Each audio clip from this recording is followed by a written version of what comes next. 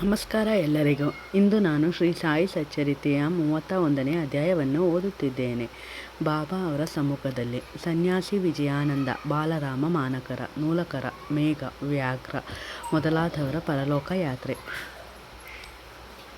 ಮನುಷ್ಯ ತನ್ನ ಅಂತ್ಯಕಾಲದಲ್ಲಿ ಮಾಡುವ ವಿಚಾರಗಳಿಗೆ ತಕ್ಕಂತೆ ಫಲವನ್ನು ಪಡೆಯುತ್ತಾನೆ. ಆ ಸಮಯದಲ್ಲಿ ಅವನು ಭಾಗವತಗಳಲ್ಲಾಗಲಿ ತನ್ನ ಧ್ಯಾನವನ್ನಿಟ್ಟರೆ ಜನ್ಮಹೀನನಾಗಿ ಮತ್ತೆ ಜನ್ಮ ತಾಳುವುದಿಲ್ಲ. ಆದುದರಿಂದಲೇ ಸಂತರು ನಮಗೆ ನಾಮಸ್ಮರಣ ಮಾಡಲು ಉಪದೇಶಿಸುತ್ತಾರೆ.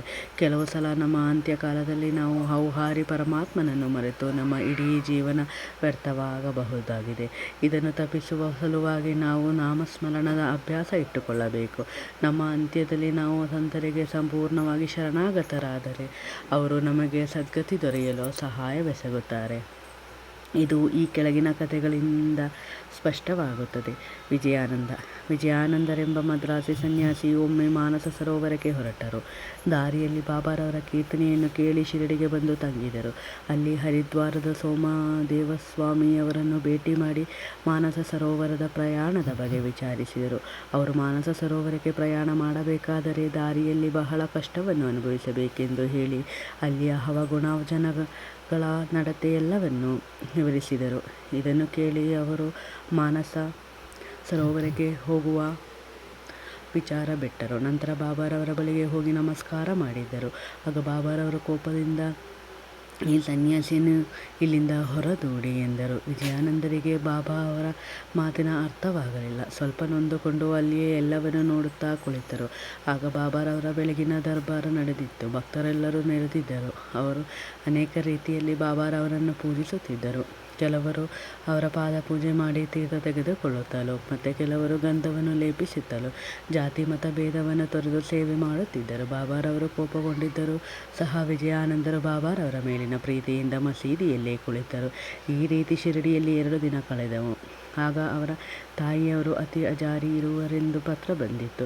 ವಿಜಯಾನಂದರು ಬಹಳ ನೊಂದುಕೊಂಡು ಆ ಸಮಯದಲ್ಲಿ ತಾಯಿಯ ಬಳಿ ತಮಗೆ ಇರಲು ಸಾಧ್ಯವಿಲ್ಲ ಎಂದು ಪಶ್ಚಾತ್ತಾಪ ಮಾಡಿಕೊಂಡರು.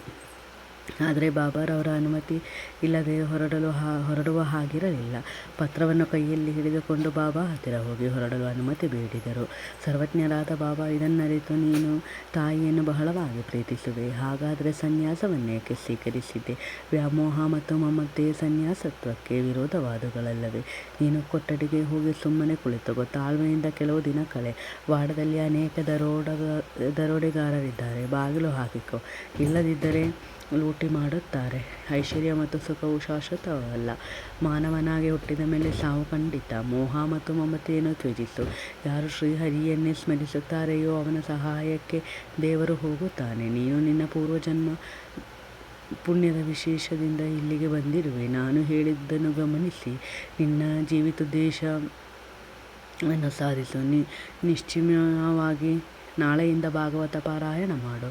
ಬಿಡದೆ 3 ಸಪ್ತಾಹಗಳನ್ನು ಆಚರಿಸು. ದೇವರು ಮೆಚ್ಚಿ ನಿನ್ನ ದುಃಖಗಳನ್ನು ನಿರ್ಮೂಲ ಮಾಡುತ್ತಾನೆ.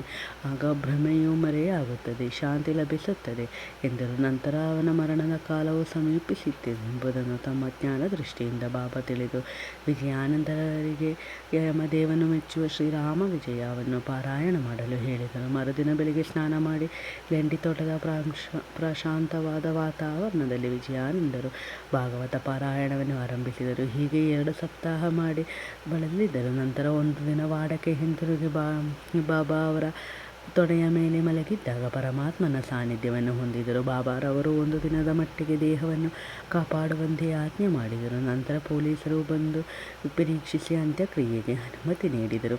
ನಂತರ ಮೃತದೇಹವನ್ನು ಸಕಲ ಸಂಪ್ರದಾಯಕ್ಕನುಸಾರವಾಗಿ ತನ್ನ ಸ್ಥಳದಲ್ಲಿ ಸಮಾಧಿ ಮಾಡಲಾಯಿತು. ಈ ರೀತಿ ಬಾಬಾ ಆ ಸನ್ಯಾಸಿಗೆ ಸದ್ಗತಿಯನ್ನು ಕೊಟ್ಟರು.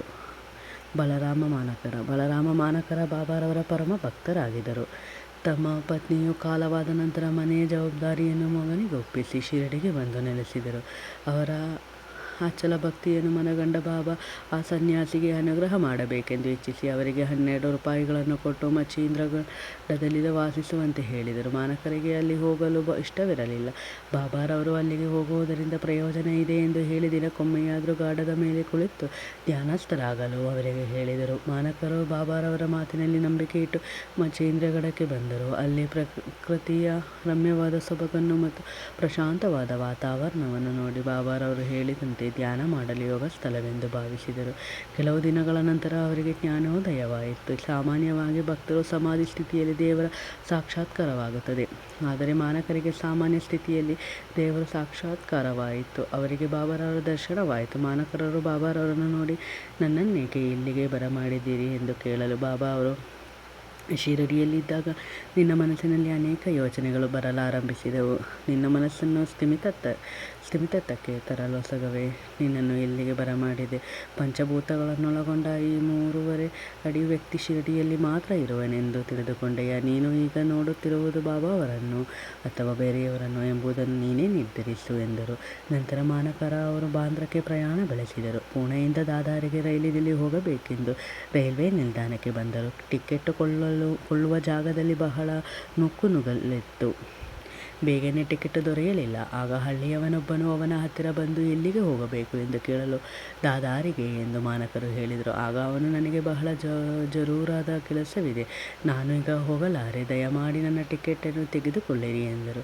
ಮಾನಕರ ಟಿಕೆಟನ್ನು ತೆಗೆದುಕೊಂಡು ಅವನಿಗೆ ಹಣ ಕೊಡುವಷ್ಟರಲ್ಲಿ ಅವನು ಗದ್ದಲಲ್ಲಿ ಎಲ್ಲಿಯೋ ಮಾಯವಾದನು. ಮಾನಕರ ಹುಡುಕಿದರೂ ಕಾಣಲೇ ಇಲ್ಲ. ರೈಲು ಹೊರಡುವ ತನಕ ಅವರನ್ನು ಹುಡುಕಾಡಿದರು, ಆದರೂ ಅವನ ಪತ್ತೆಯೇ ಆಗಲಿಲ್ಲ. ಮಾನಕರಿಗೆ ಇದು 2ನೇ ಸಾರಿ ಆದ ಸಾಕ್ಷಾತ್ಕಾರ.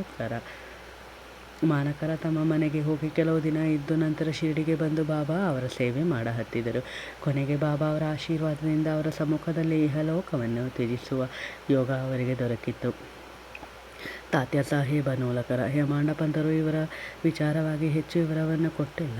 ಅವರು ಶಿರಡಿಯಲ್ಲಿ ಹೇಗೆ ಕಾಲವಾದರೆಂಬುದನ್ನು ಮಾತ್ರ ತಿಳಿಸಿರುತ್ತಾರೆ. ಸಾಯಿಲೀಲಾ ಮಾಸಪತ್ರಿಕೆಯಲ್ಲಿ ಈ ಕೆಳಕಂಡ ವಿವರಣೆ ಇದೆ. ಸುಮಾರು 1909ರಲ್ಲಿ ಪಂಢರಪುರದಲ್ಲಿ ನಾನಾ ಸಾಹೇಬ ಚಂದೋರಕರ ಅವರು ಮಾಮಲೆದಾರರಾಗಿದ್ದಾಗ ಇವರು ಅಲ್ಲಿ ನ್ಯಾಯಾಧೀಶರಾಗಿದ್ದರು. ಇಬ್ಬರು ಬಹಳ ಸ್ನೇಹಿತರಾಗಿದ್ದರು. ತಾತ್ಯ ಅವರಿಗೆ ಸಾಧು ಸಂತರಲ್ಲಿ ನಂಬಿಕೆ ಇರಲಿಲ್ಲ. ಆದರೆ ನಾನಾ ಸಾಹೇಬ ಚಂದೋರಕರ ಸಾಧು ಸಂತರ ಭಕ್ತರಾಗಿದ್ದರು. ನಾನಾ ಅವರು ಅವರಿಗೆ ಶ್ರೀ ಸಾಯಿ ಲೀಲೆಗಳನ್ನು ವಿವರಿಸಿ ಒಮ್ಮೆ ಶಿರಡಿಗೆ ಹೋಗಿ ದರ್ಶನ ಪಡೆಯಬೇಕೆಂದು ಪ್ರೇರೇಪಿಸಿದರು. ಆಗ ಅವರು 2 ಷರತ್ತುಗಳ ಮೇಲೆ ಶಿರಡಿಗೆ ಹೋಗಲು ಒಪ್ಪಿದರು. ಅವು ಯಾವುದೆಂದರೆ, 1. ಬ್ರಾಹ್ಮಣನಾದವನು ಅಡಿಗೆ ಮಾಡಲು ತಮ್ಮ ಜೊತೆಯಲ್ಲಿ ಬರಬೇಕು, ಮತ್ತು 2. ಬಾಬಾ ಅವರಿಗೆ ಅರ್ಪಿಸಲು ಒಳ್ಳೆಯ ನಾಗಪುರದ ಕಿತ್ತಳೆ ಹಣ್ಣುಗಳನ್ನು ದೊರೆಯಬೇಕು. ಇವೆರಡು ಷರತ್ತುಗಳು ದೇವರ ಕೃಪೆಯಿಂದ ನೆರವೇರಿದವು. ಆಗ ತಾತ್ಯ ಅವರು ಶಿರಡಿಗೆ ಹೊರಡಲೇಬೇಕಾಯಿತು. ಮೊದಲು ಬಾಬಾ ಅವರ ಮೇಲೆ ಕೋಪಗೊಂಡರು. ಹಾಗಾಗಿ ತಾತ್ಯ ಅವರಿಗೆ ಈ ರೀತಿಯಾದ ಪ್ರಸಂಗಗಳು ಸಂಭವಿಸುತ್ತಿದ್ದವು. ನಂತರ ಬಾಬಾ ಅವರು ದೇವರ ಅವತಾರ ಎಂದು ಅವರ ತಮ್ಮ ಸ್ವಂತ ಅನುಭವದಿಂದಲೇ ಅರಿತರು. ಬಾಬಾ ಅವರಲ್ಲಿ ಆಸಕ್ತಿ ಹುಟ್ಟಿ ತಮ್ಮ ಅಂತ್ಯಕಾಲದ ತನಕ ಶಿರಡಿಯಲ್ಲೇ ತಗ್ಗಿದರು. ಅಂತ್ಯಕಾಲ ಸಮೀಪಿಸುತ್ತಿರುವಾಗ ಅವರ ಹತ್ತಿರ ಕುಳಿತು ಪುಣ್ಯ ಗ್ರಂಥಗಳ ಪಾರಾಯಣ ಮಾಡಿ ಅವರಿಗೆ ಬಾಬಾ ಅವರ ಪಾದತೀರ್ಥವನ್ನು ಕುಡಿಸಲಾಯಿತು. ಆಗ ಬಾಬಾ ಅವರು ತಮ್ಮ ಅಂತ್ಯವನ್ನರಿತು, ತಾತ್ಯ ನಮ್ಮನ್ನು ಬಿಟ್ಟು ಅಗಲಿದನು, ಅವನಿಗೆ ಪೂರ್ವ ಜನ್ಮವಿಲ್ಲ ಎಂದರು. ಮೇಘ. ಈ ಹಿಂದೆ 28ನೇ ಅಧ್ಯಾಯದಲ್ಲಿಯೇ ಮೇಘನ ಕಥೆಯನ್ನು ವಿವರಿಸಿದ್ದೇವೆ. ಮೇಘ ತೀರಿಕೊಂಡ ನಂತರ ಶಿರಡಿಯ ಜನರೆಲ್ಲೂ ಅವನ ಅಂತ್ಯ ಮೆರವಣಿಗೆಯಲ್ಲಿ ಭಾಗವಹಿಸಿದರು. ಬಾಬಾ ಅವರು ಸಹ ಜನರೊಡನೆ ಸ್ಮಶಾನಕ್ಕೆ ಹೋಗಿ ಅವನ ಮೃತದೇಹದ ಮೇಲೆ ಪುಷ್ಪಗಳನ್ನು ಹಾಕಿದರು. ದಹನ ಕ್ರಿಯೆಗಳಾದ ನಂತರ ಬಾಬಾ ಅವರು ಸಹ ಸಾಮಾನ್ಯ ಮನುಷ್ಯರಂತೆ ಕಣ್ಣೀರು ಸುರಿಸಿದರು.